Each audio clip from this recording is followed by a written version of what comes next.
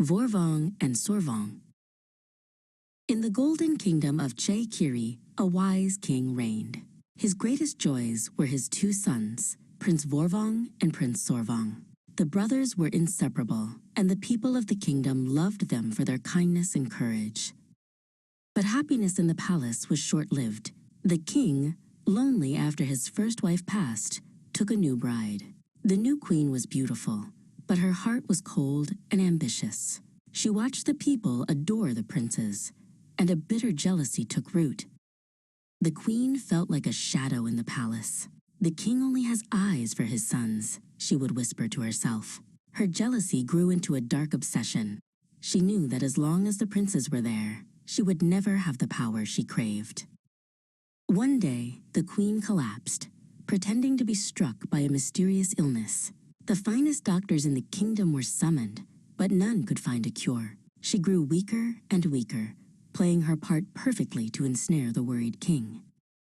In secret, the queen sent a loyal servant with a heavy bag of gold into the city's darkest alley.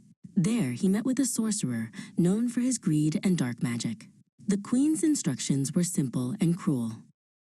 The next day, the sorcerer appeared at the palace, dressed in mystical robes. He examined the queen and then addressed the king with a grave voice. "Your Majesty," he boomed, "there is only one cure for this powerful curse, a potion made from the hearts of your two sons." The king's world shattered. He roared in disbelief, his heart torn between his beloved sons and his ailing wife. The sorcerer's words echoed in his mind, and the queen's weak cries from her bedchamber clouded his judgment. With a grief so heavy it felt like stone, the king gave the terrible order. He summoned the royal executioner, a man who had served the family for decades, and commanded him to take the princes' lives. The executioner's heart ached. He had watched the princes grow from boys into fine young men. He could not do it. He led Voravong and Soravong deep into the forest, far from the palace. "Your stepmother wants you gone," he explained sadly. "You must run and never look back." To protect the princes and himself, the executioner hunted a forest deer. He returned to the palace and presented its heart to the queen, claiming he had fulfilled the king's order. The queen smiled, a cruel, triumphant smile. Her plan had worked. Alone and terrified, Voravong and Soravong wandered through the dense wilderness. The forest was full of strange sounds and looming shadows. They had only each other for comfort as they huddled together against the cold night. After days of walking with no food or shelter, just as they were about to give up hope, they saw a faint light through the trees. They stumbled towards it and found a small, simple hut, home to a wise old hermit. The hermit saw not two ragged boys, but two princes with noble hearts. He took pity on them, offering them food and shelter. He decided to raise them as his own, hidden away from the world and the evil queen.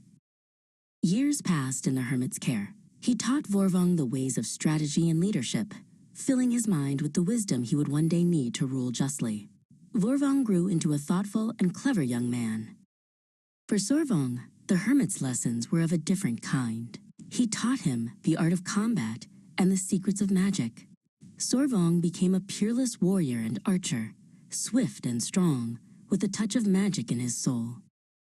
When the brothers had grown into powerful young men, the hermit knew his time with them was over.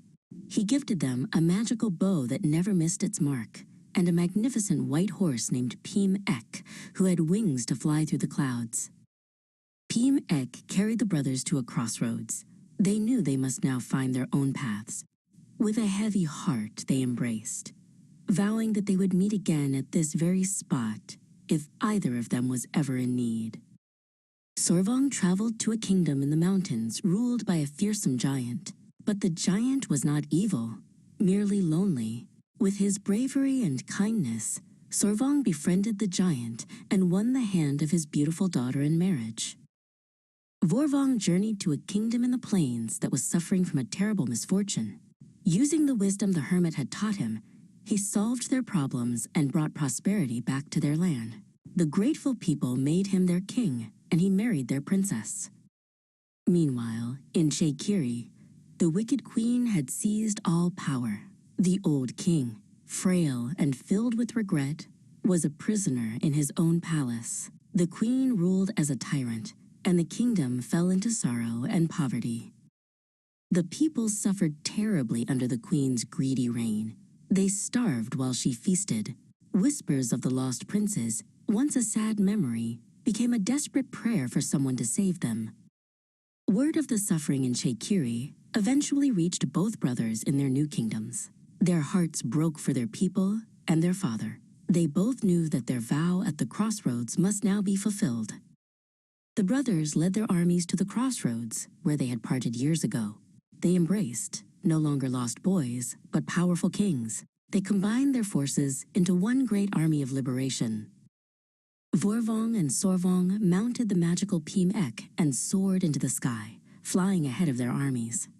When the people of Cheikiri saw the magnificent winged horse and the two princes returning, a great cheer erupted. Hope had returned. The queen's soldiers laid down their arms, refusing to fight for her. The treacherous queen and the corrupt sorcerer were captured. The old king wept with joy and regret as he embraced his sons. They forgave their father, and together, the two brothers restored peace and ruled wisely for the rest of their days.